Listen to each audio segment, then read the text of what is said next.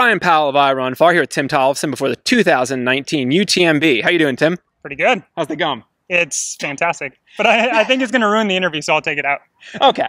Well, you've had some really good success over here in Chamonix with CCC, 2 great finishes at UTMB, 2/3 in a row. And then there was last year. What happened last year?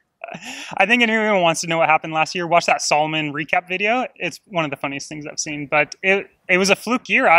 I pulled the short straw. I feel like people talk about last year's weather being horrible, but it was actually better than 2017. Okay. And I think there was just a lot of very strange occurrences that took people out of it, dismantled the entire elite men's field. And oh, look at that thing. It's floating. Oh.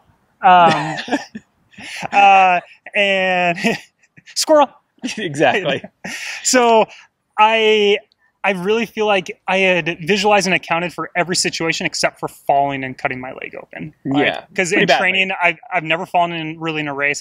Don't fall in training runs. And yeah, it was the nature of how it hit. Where if I'd fallen just like scraped myself up, it would have been fine. But it's like you fell on these vertically anchored pieces of glass that just like dug straight into the muscle, and it's like, okay, that done. I mean, I managed to make it 60 more miles before dropping out, but that was the writing, like it was foreshadowing of what was to come. And that is healed up completely. Thankfully it was a flesh wound, and it required like some stitching, but no long-term damage. No, so totally no inhibition.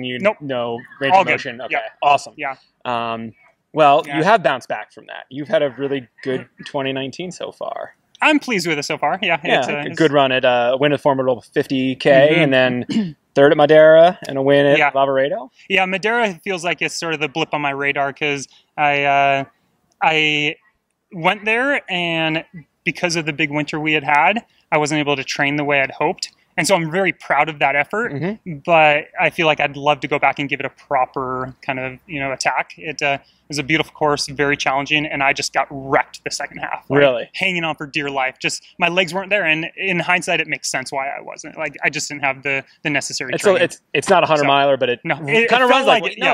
It took me 14 and a half hours or something. Yeah, and you were 3rd, but it was to... Yeah, Francois and Diego Paz. Yeah, so it's pretty legit. Yeah, and you won Lavaredo. But beyond that, you ran a faster time than the year before. Did it feel like you kind of nailed that? Yeah, I was very pleased in that my training going up, if I compared 2018 and 2019, were very different, and so I felt confident going into 2019's race that I could win that, and so I kind of ran that way. Took the lead at maybe mile 20 or so, 25, and then just kind of went from there. But it was a good confidence builder, just that, hey, I'm on the right path. Like every year I'm trying to build a little bit and like trying to stay healthy through the process. And so I feel like it was just confirmation that we are heading down where we need to be. And hopefully my best years are still ahead. But I was pleased, especially with Lavaredo. It was ridiculously hot. I think the heat was maybe on par or hotter than States, which was pretty ridiculous, and I am not one that loves that. So the fact that I, kind of ran the way I did, maybe I do better in the heat than I think, and so it was nice. So you said you were confident and thought you could win going into Lavaredo. Do you feel that way going into UTMB? I mean, yeah, I guess I'm confident that I've done the preparation necessary for a winning performance, but that's what I love about hundreds or any ultra. You really don't know what's going to be, what's going to happen once you roll the dice out there. And I think with this year, what's interesting is this the first time that I have felt external pressure, like from people, like going in this, and it's all good intention, but a lot of like, oh, this is your year, you got this, just go home, go and bring back the title, and so there's a lot of this external, stimuli, just saying like, telling me that you're going to go win. And it's been important for me to remember to like dissociate from that and realize why I'm doing it, and that it's all external pressure, because I have no pressure on myself. And that's when I've run my best, is when I go and enjoy the route. And I think that that's kind of what I'm doing on this one again. Like, I'm just excited to get back out there. And I think that, the field that is assembled this year, there's 7 or 8 guys that could, take the title, depending on how it shakes out. But you count yourself amongst those 7 or 8. I do, yeah. But with kind of the healthy respect that, we'll see what happens Friday night. Yeah. Because last year I didn't think I would drop out, and I did. So. And you just earlier offered up a comparison of your training going into Lavaredo in 2018, 2019. How does this training up to this compare to the last 3 years? At least as good, which is really what I've hoped for. Like, if I can replicate what I've done in the past, then I feel like I'm in store for a good performance. But I did this year overall tolerate more volume of vertical gain. So that's where I'm finally starting to feel strong on climbs. It's been my Achilles heel for years, especially here. I can run downhill with anyone or on the flats, but on all the big climbs, I get dropped. And now, why do you think that is? I think because I've taken I guess this is the end of my 5th year of ultra running, a 5-year approach of getting up to where I can do 22 to 26,000 feet of vert in a week.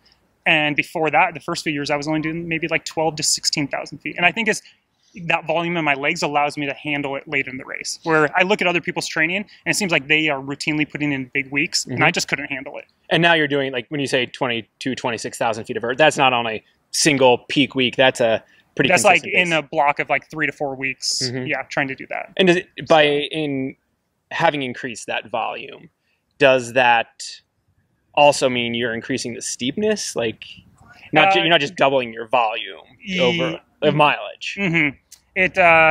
Steepness. Because I'm actually probably, in comparison to 2017, where I would say that was my best race I've ever put together here at UTMB, I was averaging maybe like 100 to 105 miles per week with only 19,000 feet of climbing. And now I'm averaging like 90 to 95 miles a week with 25 to 26,000 feet of climbing. So, and does that mean, I don't know where exactly that puts you, but does that mean you're doing some hiking and training? Oh, yeah.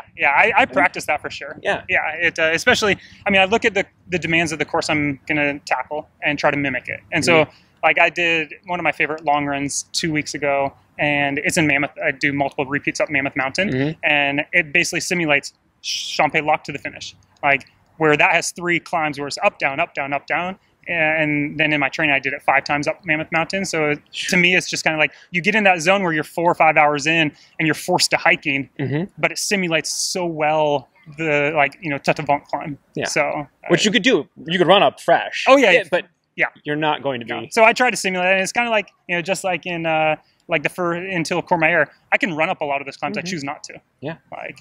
Now let me see your wrist there. You've got 2 bands on there. I do. Which 2 years are those? This is 2016 or 2017, 2018. I cut off the 2016 one, and then Lindsay told me just recently that I better perform well so I can cut these grimy things off my wrist. Now I was going to ask, why do you keep them on there? It's kind of been a reminder, just daily looking at it, and that I have something that I'd like to still complete out here. Yeah, there's some unfinished business. A rough day there and a great day there. Yep. So hopefully next time I talk to you, you won't have any bands on your wrist. I hope so. I just feel like, there's so much I love about this race and event and the mountain culture in general through these 3 countries that I relate with, that it's neat to be here and part of it. And I feel like I'd love to do the course, the fans, the volunteers, do them justice by putting together a performance that I'm pleased with. And I think that now, could that be, and could you cut those off if you were third again, but ran an even better race then? I think Lindsay would cut them off in my sleep if that happened. I wouldn't have a choice. I'd just wake up and they'd be gone. Gotcha. Yeah. Well, best of luck out there, Tim, and enjoy it. Thank you.